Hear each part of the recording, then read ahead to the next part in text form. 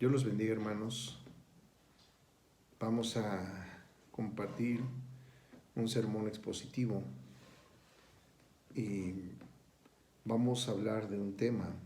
El tema es: ya no vivo yo, mas Cristo vive en mí.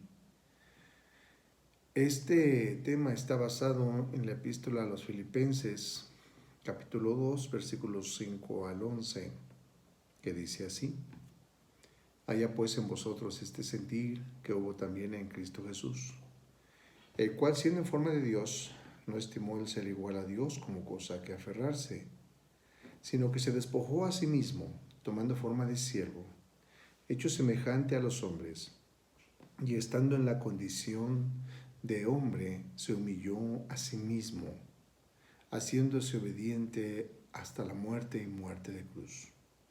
Por lo cual Dios también le exaltó hasta lo sumo, y le dio un nombre que es sobre todo nombre, para que en el nombre de Jesús se doble toda rodilla, de los que están en los cielos y en la tierra y debajo de la tierra, y toda lengua confiese que Jesucristo es el Señor, para gloria de Dios Padre.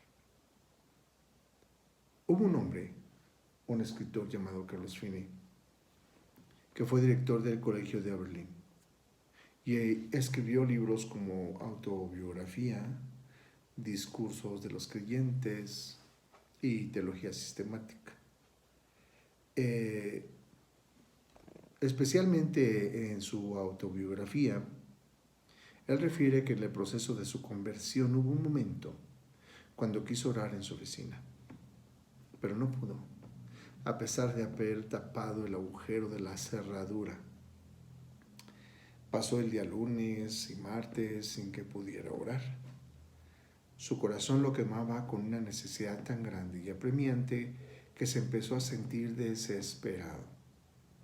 Finalmente, el día miércoles, mientras iba a su oficina, le fue revelado que Cristo había hecho todo el sacrificio por él, y dijo en su interior: ¿lo aceptaré hoy o me esforzaré hasta morir?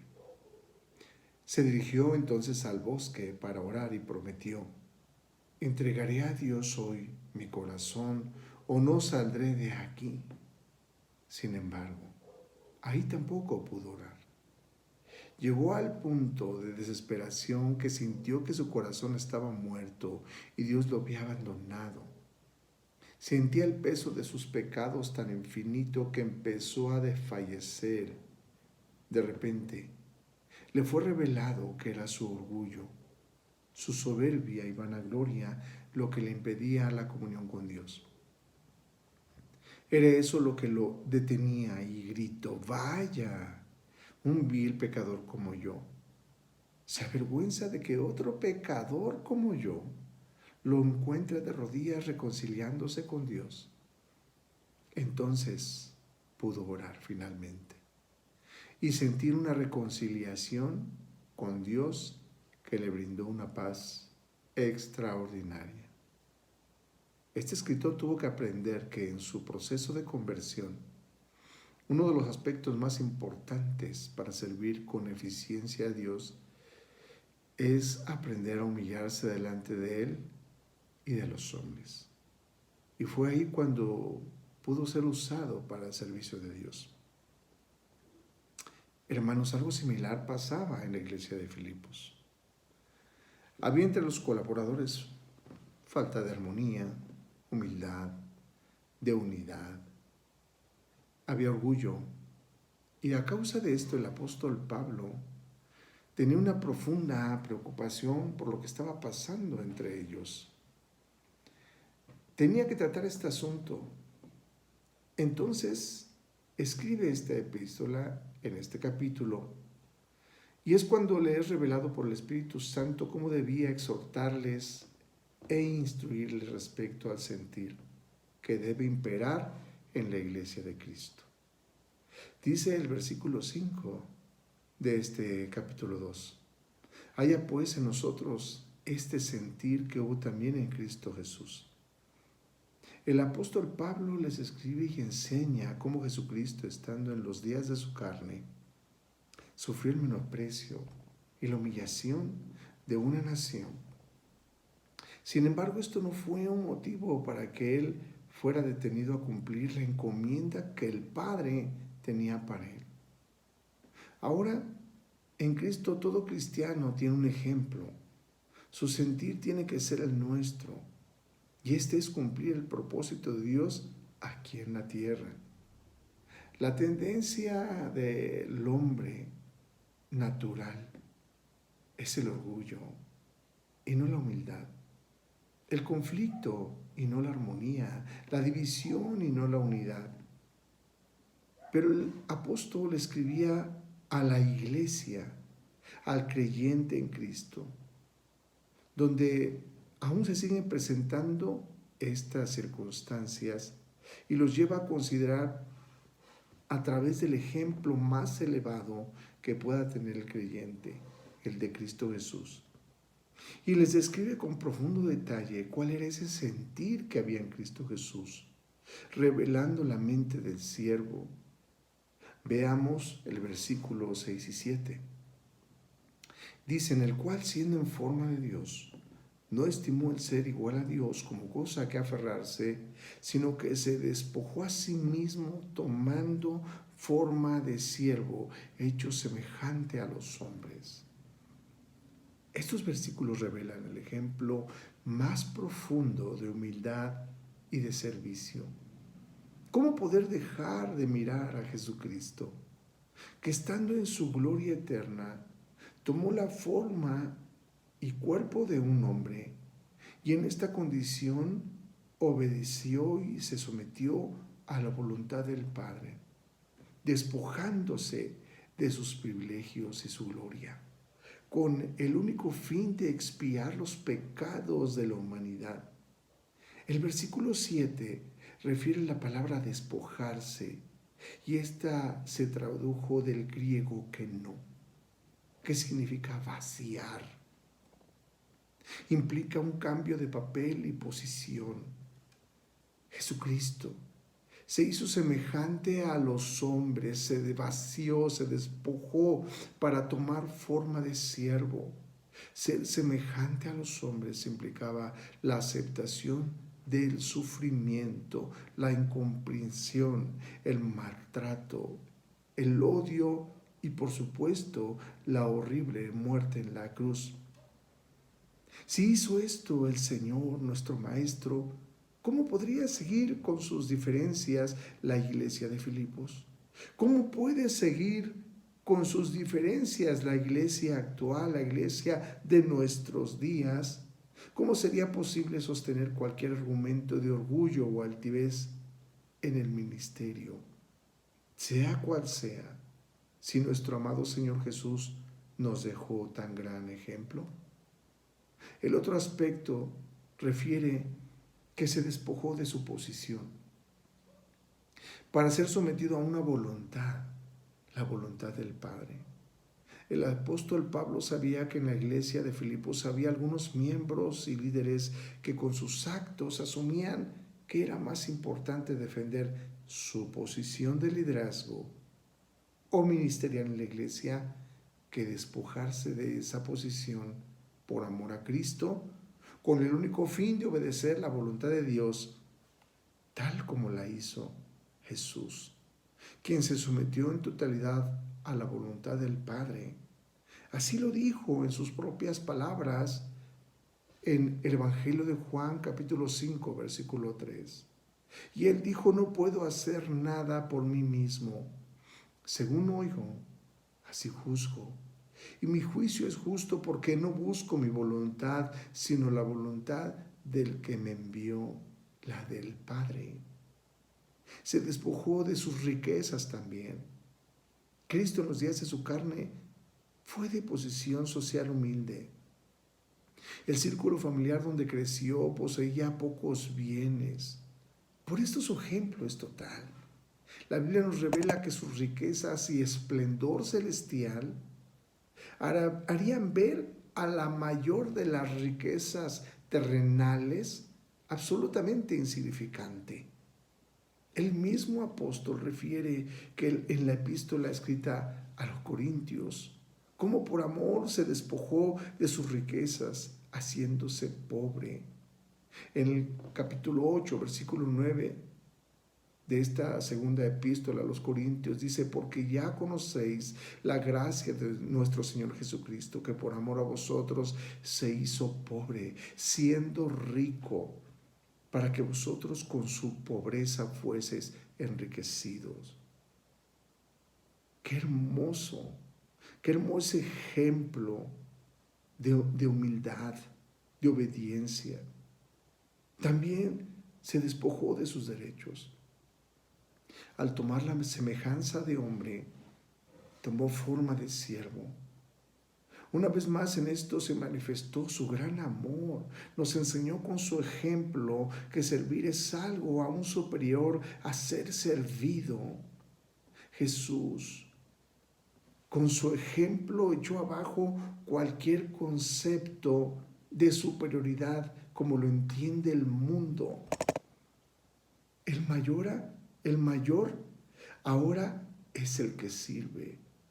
Él vino a servir, no a ser servido.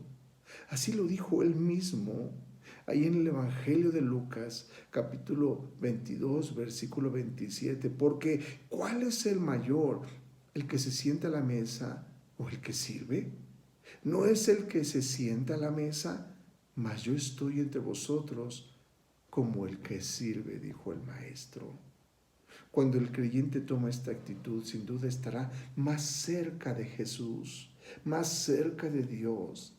El apóstol Pablo hace esta referencia de cómo Jesucristo se despojó de sí mismo, porque en la iglesia de Filipos estaba faltando esta actitud, este sentir.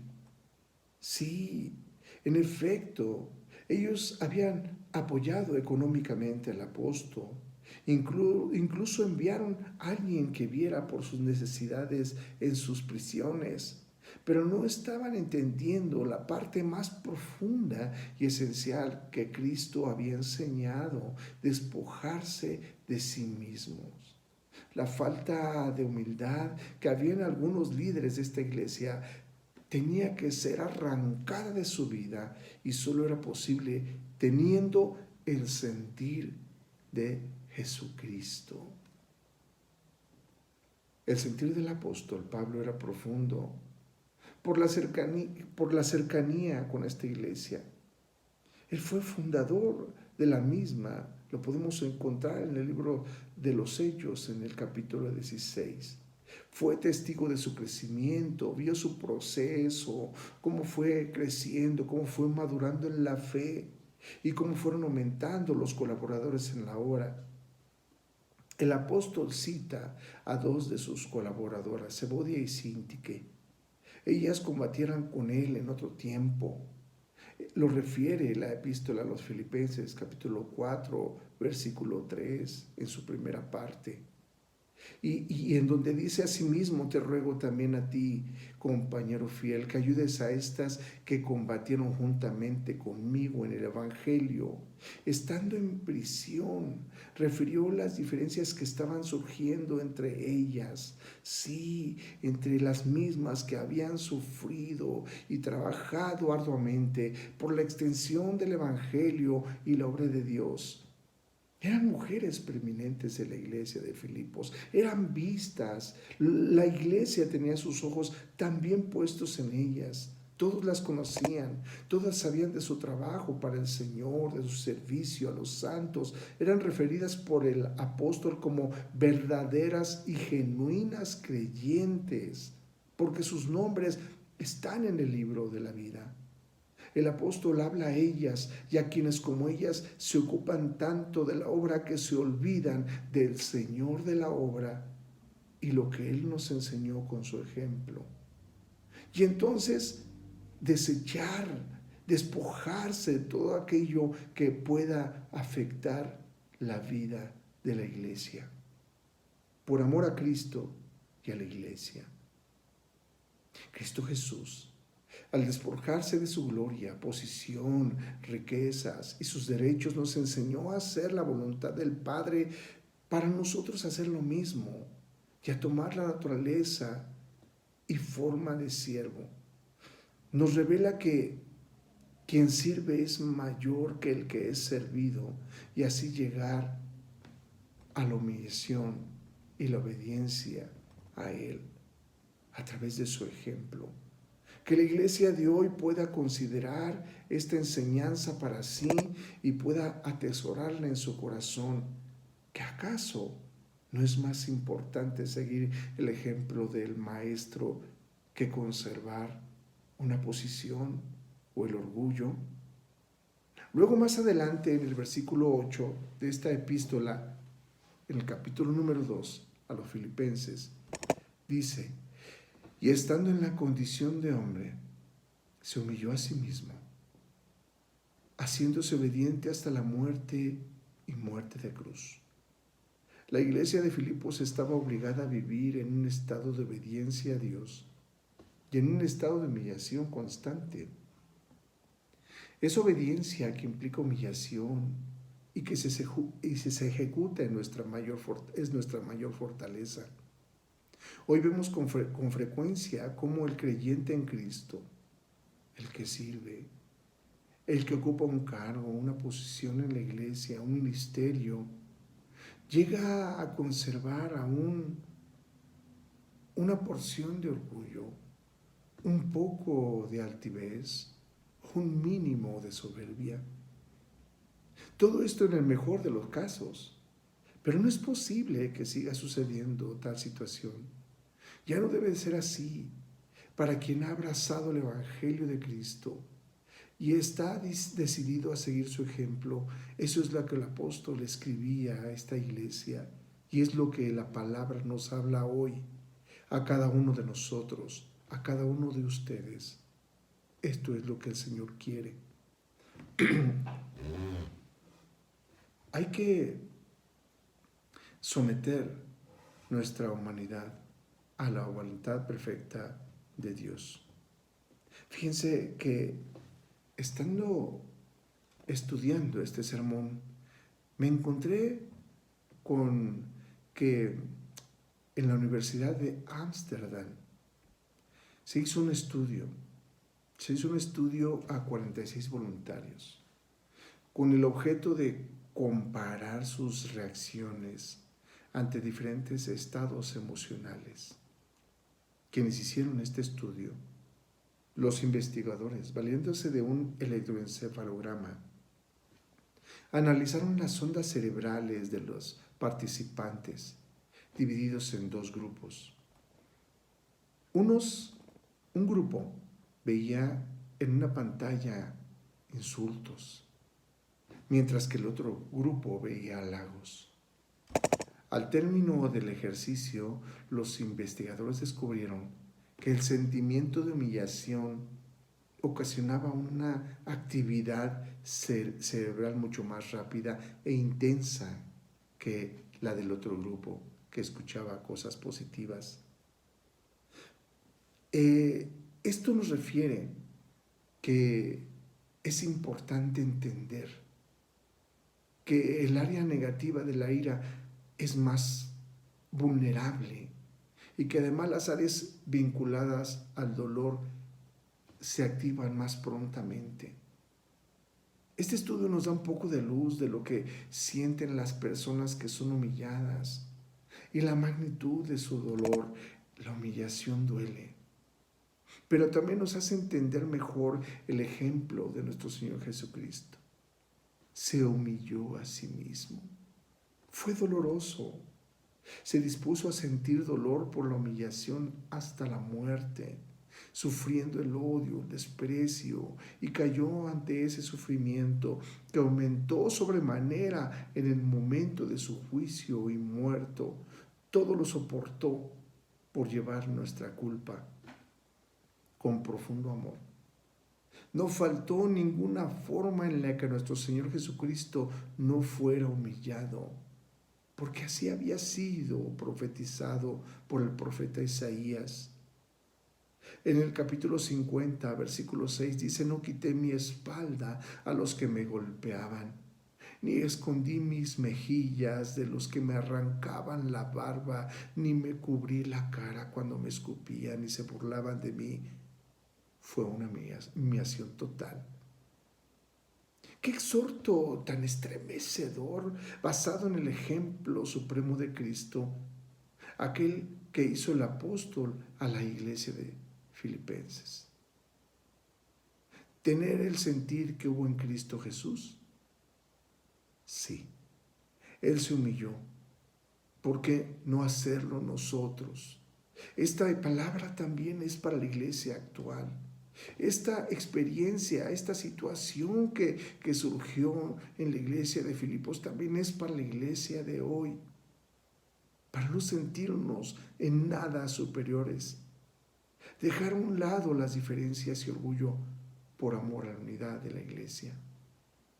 Fíjense que hubo un hombre, un joven llamado Benjamin Salomon Carson. Él nació en Detroit, Michigan, en el año de 1951. Él fue hijo de un ministro bautista que realmente no dio buen testimonio. Él fue infiel a su esposa y también se involucró en actividades de drogas. Esta razón fue la que llevó a este matrimonio a disolverse, se divorciaron. Pero este hijo de este matrimonio, Ben Carson, tenía 8 años cuando sufrió esta experiencia. Y a causa de esto, era objeto constante de burlas y humillaciones. Fue, de hecho, el peor alumno de su clase. No sabía leer adecuadamente. Esto lo llevó a pensar que era el peor estudiante del mundo y terminó por desarrollar un temperamento agresivo e incontrolable. La señora Carson asumió la responsabilidad de sostener a Benjamín y a su hermano. A veces 2 empleos y en ocasiones hasta 3. Pero en cualquier oportunidad le decía, ven, todos lo pueden hacer, pero nadie mejor que tú. Con el tiempo, el amor y confianza que le dio su madre lo llevó a ignorar las humillaciones que le proferían los que lo rodeaban. Ese amor le hizo concentrarse en sus estudios hasta lograr una beca en la Universidad de Yale. Hoy Ben Carson es reconocido como el mejor neurocirujano de todo el mundo. Ha recibido 27 doctorados. Es filántropo, psicólogo, neurocirujano. La obediencia y el oído atento que tuvo a su madre lo impulsó a no responder violentamente a las humillaciones por más dolorosas que éstas fueran. Muchos atravesamos por humillaciones en el ministerio, en el servicio, por los consiervos o por los congregantes, desacuerdos. Pero qué gran consuelo tener el ejemplo de Cristo. Él se humilló a sí mismo hasta la muerte y nosotros debemos tener el mismo sentir que hubo en Él. Aún no vemos el resultado y recompensa de tomar el ejemplo de Cristo, pero seguro será glorioso en Él y de testimonio para la iglesia de Cristo. Su ejemplo de humillación y obediencia mereció que el Padre le diera un nombre que es sobre todo nombre. Así lo refiere los versículos 9 al 11 de este capítulo 2. Por lo cual Dios también le exaltó hasta lo sumo y le dio un nombre que es sobre todo nombre, para que en el nombre de Jesús se doble toda rodilla de los que están en los cielos y en la tierra y debajo de la tierra, y toda lengua confiese que Jesucristo es el Señor, para gloria de Dios Padre.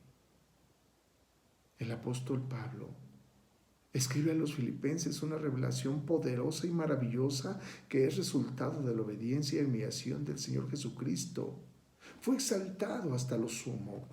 Le fue dado un nombre que es sobre todo nombre. Este versículo declara la deidad de Jesús. Es una evidencia poderosa en contra de aquellos que aún niegan que Jesucristo es divino. En la tierra El nombre precioso de Jesús estremece el corazón, la humanidad, el mundo. El dolor cede, hay sanidad. Los muertos resucitan. Quienes hemos creído en Cristo escuchamos su nombre y experimentamos su gozo. Paz y plenitud hay para aquel que confía en Él. Es el nombre en el cual hay salvación de las ataduras del pecado, de adicciones, de rencores, de amargura. En su nombre somos más que vencedores por su amor incondicional. En los cielos, refiere a las alturas del universo, llevando a la absoluta totalidad de toda la creación a reconocer la superioridad de Cristo Jesús. Todo fue creado por Él y para la gloria de su nombre. Y debajo de la tierra, también dice el versículo, aún los que yacen bajo tierra y serán un día levantados por el poder de Cristo. Y ese poderoso nombre del Señor Jesús, en este nombre los demonios que habitan los abismos tiemblan y los que habitan los aires huyen. Ese es el nombre glorioso que le fue dado, que es sobre todo nombre. El que toda rodilla se doblará, ante el cual toda rodilla se doblará y toda lengua confesará que Jesucristo es el Señor. Y esto nos da evidencia de que la idea es un completo sometimiento a Jesús en palabra y en acción. Y la confesión de Jesucristo. La iglesia de Filipos debía someterse en totalidad a la voluntad de Dios y seguir el ejemplo de Cristo. El apóstol Pablo escribe, toda lengua confesará que Jesucristo es el Señor, considerando el significado traducido de esta palabra que toda lengua confesará, kurios, del griego kurios, como era entendida por la iglesia primitiva, quienes usaban la 70 como su Biblia, en la cual kurios era constantemente utilizado para traducir el tetragramatón mismo que se usaba para el nombre de Jehová. Hoy en este momento y en este día, también a nosotros nos revela la grandeza de esta afirmación revelada por el Espíritu Santo al apóstol. Confesaremos que Jesucristo es el Señor para la gloria de Dios Padre. Esta palabra de que Jesucristo es el Señor, el kurios, nos revela ese gran lugar que le fue dado por ese sentir, por ese ejemplo de despojarse de sí mismo. El apóstol Pablo nos dio esta descripción de Jesús después en el versículo 11 para educar teológicamente a los filipenses, y se las dio para que supieran las pruebas que estaban viviendo, que esas pruebas no los podían sobrepasar, y exhortarles a practicar un verdadero cristianismo en unidad en medio de los tiempos difíciles que estaban viviendo. Finalmente trata de exponer cómo Dios se deleita en mostrar su poder a través de acciones humildes para actuar de una manera similar entre la iglesia, entre los creyentes, entre los colaboradores, entre los consiervos, con el fin de proveer la unidad en el cuerpo de Cristo. Eso fue lo que el apóstol quería compartir a esta iglesia establecida en Filipos, pero es lo que el Señor nos comparte y nos enseña a través de su palabra hoy en día a la iglesia de hoy. El Señor Jesús nos enseña con su ejemplo de obediencia que es posible superar toda adversidad. Es una realidad que muchas veces pasaremos por pruebas o tribulaciones que nos causarán dolor, pero debemos estar prestos a voltear a Él y a aprender de su ejemplo. El creyente debe despojarse de su orgullo, soberbia, egocentrismo y vanidad para estar dispuesto a humillarse por amor a Cristo y a su iglesia, cumpliendo la voluntad de Dios. Él está obrando todo el tiempo a través de las diferentes circunstancias con el fin de quitar de cada uno de nosotros las imperfecciones. Y aunque a veces podamos sentirnos muy lastimados por la conducta de alguien, miremos siempre a Jesús. Tenemos un Dios justo que recompensa al que soporta la prueba con un corazón humilde. Dios les bendiga. Paz de Dios.